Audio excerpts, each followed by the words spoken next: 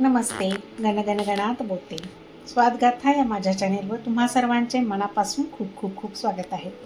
उन्हाळ्यामध्ये लिंबू सरबत आपल्याला खूप लागतं प्यायला. आणि लिंब पण खूप महाग झालेले असतात. त्याच्यासाठी की नाही आपण आधीच याचा ज्यूस तयार करून ठेवणार आहोत. आत्ता स्वस्त आहेत, तोपर्यंत लिंब घेऊन यायची बाजारातनं आणि त्याचा ज्यूस करून स्टोअर करून ठेवायचा आहे. चला तर कसा करायचा ते पाहूया आपण. आता ही 11 ते 12 लिंब आहेत ना, ही स्वच्छ धुवून घ्यायची आहेत. स्वच्छ धुवून पुसून घ्यायचे आहेत, कोरडी करून घ्यायचे. चला तर हे पहा, हे अशी नॅपकिननी चांगली स्वच्छ कोरडी करायची आहेत धुतलेली लिंब. पाण्याचा अंश त्याला राहता कामा नये, कारण हे आपल्याला 2 ते 3 महिने ज्यूस टिकवायचा आहे. आणि अशी पातळ सालीची लिंब घेऊन यायची, म्हणजे याच्यामध्ये की नाही रस भरपूर निघतो. स्वच्छ पुसून घेतलेली आहेत. आता आपल्याला लिंबू चिरायचं आहे. तर लिंबू चिरताना काय करायचं हे पहा, ही त्याची 2 टोकं असतात ना, हे आणि हे. तर असं आडवं ठेवायचं आणि आपल्याला हे लिंबू असं चिरायचं आहे. तर लिंबामध्ये रस भरपूर निघतो. आणखी एक महत्त्वाची टीप, लिंबू चिरायच्या आधी असं धरायचं, थोडंसं प्रेशर द्यायचं त्याला आणि असं गोल गोल गोल गोल गोल दाबून फिरवून घ्यायचं आहे. आणि मग मी सांगितलेल्या पद्धतीने ते चिरायचं आहे. असं जर केलं तर तुमच्या लिंबामध्ये रस भरपूर निघेल. हे पहा, लिंबू आपले सगळे चिरून झालेले आहेत. आता आपण रस काढायचं असतं, ज्यूस काढायचं लिंबाचं. त्याच्या साहाय्याने सगळी लिंब पिळून रस काढून घेऊ. हे पहा, किती भरपूर रस निघते पहा. मी सगळ्या लिंबाचा रस काढून घेते. तोपर्यंत तुम्ही जर माझ्या चॅनलवर नवीन असाल तर लवकर लवकर सबस्क्राईब करा आणि एक लाईक तर नक्कीच करू शकता. चला तर मग लवकर लवकर करा. तर हे पहा, हा आपला 10 लिंबाचा रस एवढा निघालेला आहे. आता आपण हा गाळणीने गाळून घेऊ.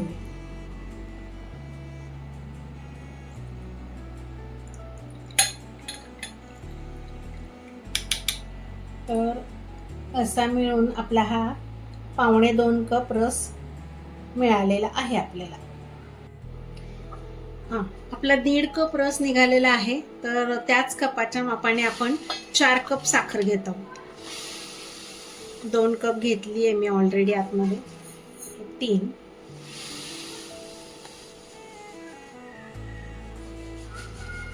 आणि हे 4.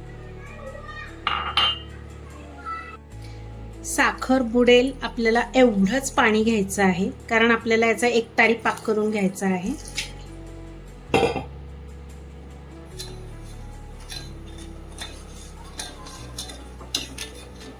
साखर विरघळतीये तोपर्यंत आपण वेलची पावडर तयार करून घेऊया.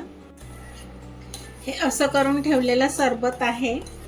हे 3 ते 3.5-4 महिने सहज आरामात टिकतं. फ्रीजमध्ये ठेवायचं आणि जेव्हा आपल्याला सरबत प्यायचं असेल त्यावेळी 2 चमचे घ्यायचं हे ज्यूस आणि त्याच्यामध्ये अर्धा ग्लास किंवा पाऊण ग्लास पाणी घेऊन रेडीमेड सरबत झालं तुमचं तयार. हे पहा, साखर सगळी विरघळलेली आहे आपली. आता हे पहा, हा आपला पाक तयार झालेला आहे. चेक कसं करायचं, थोडंसं पाणी घ्यायचं. हे पहा, याच्यामध्ये 1 थेंब टाकला मी. हे पहा, असा गोळीबंद पाक पाहिजे आपल्याला. आता याच्यामध्ये आपण काय करूया, वेलची पावडर टाकून घेऊया. हे पहा, वेलची पावडर मी टाकून देते. आता व्यवस्थित आपण ढवळून घेऊया.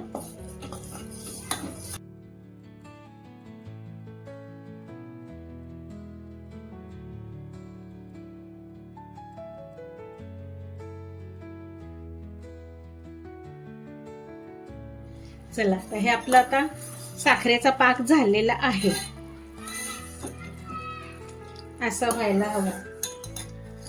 हे पहा, आता मी गॅस बंद करते आणि हे आपल्याला थंड करून घ्यायचं आहे. छान एकतारी पाक तयार झालेला आहे आपला. साखर होऊ द्यायची नाहीये, त्याच्या आधीच आपल्याला गॅस बंद करायचा आहे आणि हे सिरप आपल्याला थंड करून घ्यायचं आहे. थंड झाल्यानंतर मग आपल्याला त्याच्यामध्ये लेमन ज्यूस टाकून घ्यायचा आहे. तर हे पहा, आता हे जे सिरप आहे शुगर सिरप थंड झालेला आहे. तर याच्यामध्ये आपण हा जो लिंबाचा ज्यूस काढला होता ना तो टाकून घेऊया.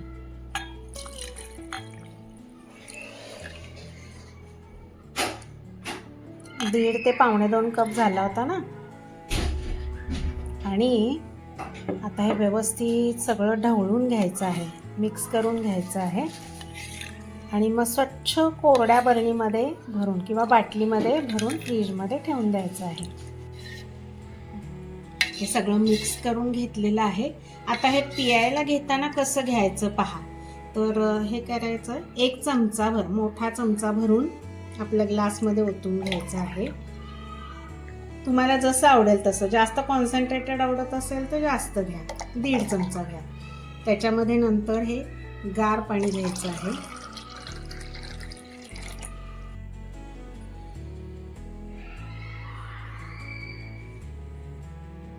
झालं आपलं हे लिंबू सरबत तयार आहे की नाही, झटकीपट.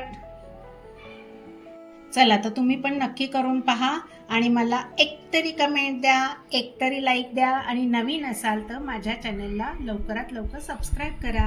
अशा स्वादिष्ट रुचकर रेसिपींसाठी पुन्हा पुन्हा भेट द्या माझ्या स्वादगाथा चॅनलला.